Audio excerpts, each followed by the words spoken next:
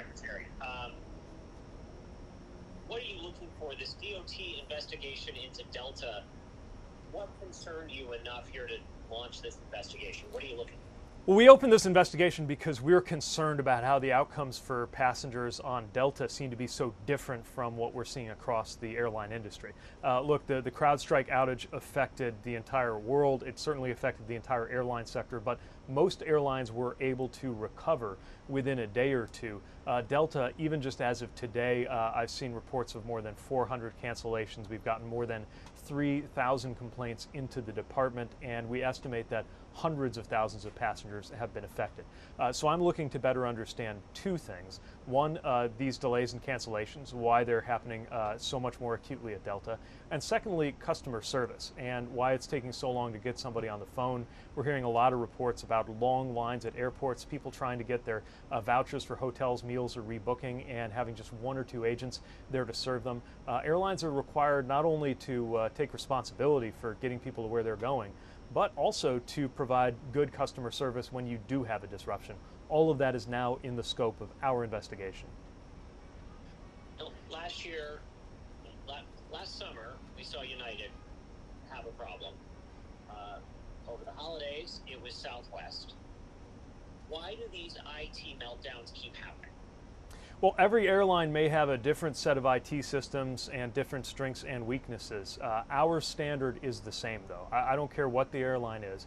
Every airline has to meet its legal responsibilities, has to meet passenger rights, which, as you know, we have been ratcheting up in order to make sure that passengers are better protected. And if you are a passenger who's been affected by this, I want you to check flightrights.gov. That's our website detailing what you can expect in terms of passenger rights that we enforce, both across the board and specifically to Delta's customer service agreement. Does the department need to consider new regulations around airline IT systems? And this seems to hit each of the airlines differently, but it's certainly not the first time we've seen an airline meltdown because their IT wasn't able to handle a challenge. Well, we're going to continue looking at that through this investigation, but what I can say is we hold airlines above all accountable for results. However they run their business and organize their business, we're going to hold them to the standard of how they take care of passengers. Our record $140 million enforcement action against Southwest over their meltdown was intended to send a message to the entire industry and set a very high standard that when you have these kinds of failures, including an IT failure, that's something that the airline has to deal with quickly, take responsibility for, and any passenger caught up in that, the same as if you had a mechanical problem, you have to take responsibility as an airline for making sure that passenger gets their rebooking, their hotel, their meal, anything else that they need. I also want to make sure passengers are aware that they are entitled to a cash refund. If your flight is canceled and you don't take the rebooking, if you'd rather have the credit, the voucher, the miles, that's up to you, but you are entitled to cash. If that enforcement action against Southwest was meant to send a message to the industry, did Delta not get the message? Well, again, this is the first day of this investigation. We're going to learn more as we get data from them and from passengers. But clearly, Delta had a breakdown that is unacceptable, and they need to address it quickly. And then we need to evaluate everything that happened, and we'll consider any and all measures on the table to make sure that we, again, have that accountability for this airline, as we would for any airline that fails passengers. Does this raise concerns Does this raise your concerns about the robustness of the airline system? We've really been pushing airlines on resiliency, making sure that when there is a problem, whether it's generated by weather or anything else, that you're able to recover. We in particular saw how brittle some of these airlines models were in 2022. We saw a lot of improvement after we pressed them. Last year had the lowest cancellation rate in about a decade, but clearly we are seeing these kinds of system issues. They're hitting in different ways for different airlines, but again, we're going to hold every airline to the same high standard of taking better care of passengers. And with Delta, that's two things. That's the flights themselves, getting those back on track, and then it's what to do for passengers whose flights don't go the way they're supposed to. Can you get somebody on the phone? Can you find a customer agent if you're trying to do it online? Is there somebody at the airport there to help you. Airlines need to have enough capacity that when something happens, they can surge that capacity to take care of people's needs. Very concerned about what I'm seeing right now with just unacceptable levels of having to wait. Stories about people in lines of more than 100 people with just one customer service agent serving them at an airport. That's completely unacceptable. It's driving a lot of complaints into our department, and it will be part of the scope of our investigation. Is there an acceptable amount of time for things like refunds? Obviously, those have to be processed and looked at. They probably need the immediate emergency to be behind them. But, is there a timeline that people should expect to be able to get reimbursed in? I reminded the CEO of Delta that they have a responsibility to provide those cash refunds. They need to come quickly. The new standard that we're setting is 7 business days, and they're welcome to try to beat that standard and take care of these passengers as quickly as possible. And sir, if I can ask a wider safety question, we've seen, yet another alarming report of a Southwest plane that flew very, very low over Tampa. There was one over Oklahoma City. Does there need to be more scrutiny of Southwest Airlines?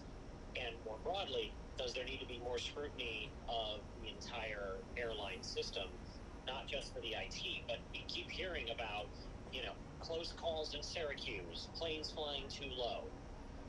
Yeah, anytime there is an issue, including these recent issues, FAA assesses that both in terms of specifically investigating what happened and taking any lessons learned into the bigger picture of how we regulate the aviation sector. A lot of work, a lot of scrutiny, and a lot of rigor goes into today's reality that flying on an airliner in the U.S. is the safest way to travel in the world. We never take that for granted, and will continue to be aggressive in maintaining that standard. In the absence of crashes, we will treat close calls with the exact same scrutiny that used to be applied to crashes in order to make sure that close calls do not happen and that they do not lead to something worse. In your mind, this Delta meltdown, I get that the CrowdStrike thing was out of the control of the airlines. It hit everyone.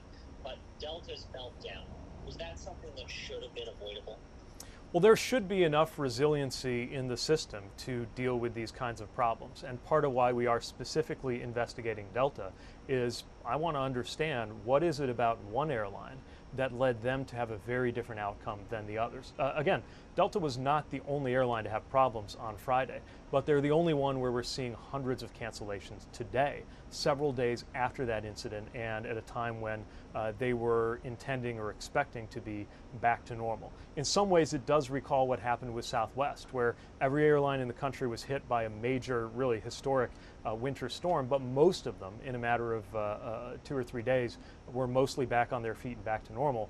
Things got better for most airlines. They got worse for Southwest. I'm concerned about some of the patterns that we're seeing here that remind us of that scenario. And the bottom line is, as a passenger, you shouldn't have to care about the inner workings of the airline you're flying. You should be able to count on them to get you to where you need to go. And you can count on us as a department to hold every airline to that same standard.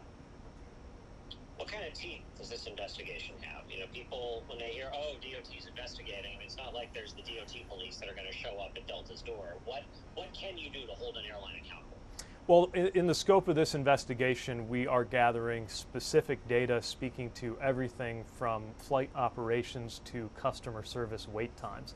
That then goes potentially into an enforcement process. Obviously, I'm not going to prejudge the results of an investigation on day one, but the Southwest investigation was very thorough. It led to findings of several failures and deficiencies, and it resulted in a record-setting fine. The intent, again, of that $140 million historic penalty action with regard to Southwest was not just to address accountability for that incident, but to send a message to the entire sector and industry. That higher standard is the one we're going to follow going into this investigation as well. Sir, is there anything I haven't asked you that I should, or anything you want to add? I think you covered it. By the numbers, we've seen more than 400 cancellations today. We've got more than 3,000 complaints. We estimate that more than 500,000 passengers have been impacted by this. Delta needs to meet its responsibilities to take care of those passengers, both to get them to where they're going and to have the right customer service to talk to them. And we're going to follow up and very thoroughly investigate everything that went into this and take appropriate action based on what we learned.